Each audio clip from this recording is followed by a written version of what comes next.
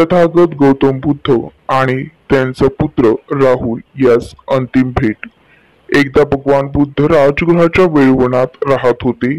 त्याच वेळी राहुल अंबलटिट्टा येथे राहत होता। संध्याकाळ होत होता।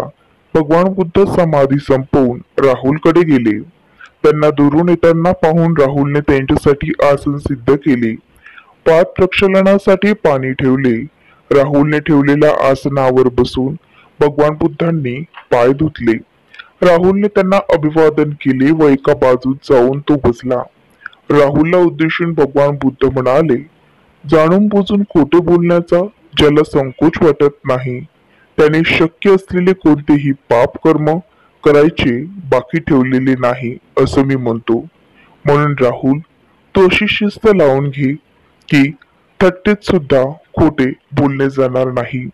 तसेच प्रत्येक गोष्ट करताना व प्रत्येक शब्द बोलताना व प्रत्येक विचार मनात आणताना तू पुन्हा पुन्हा चिंतन कर। तुला एखादी गोष्ट करायची असेल तर तेव्हा तू नीट विचार कर, ती करण्याने तुला इतरांना दोघांनाही अपाय होईल काय, म्हणून ती दुःख उत्पादन किंवा दुःखपर्यंत आहे काय।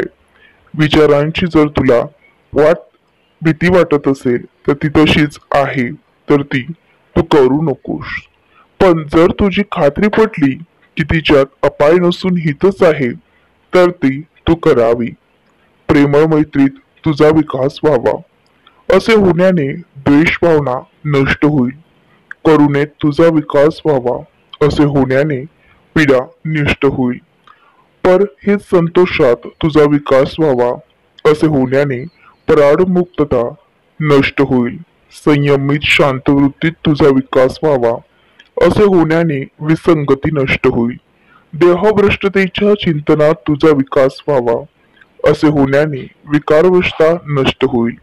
नश्वरतेच्या जाणीवेत तुझा विकास व्हावा, असे होण्याने अहंकार गळून पडेल, असे भगवान बुद्धांनी सांगितले। त्याच्या उपदेशास राहुल हर्षित होऊन प्रसन्न झाला। नमो बुद्धाय।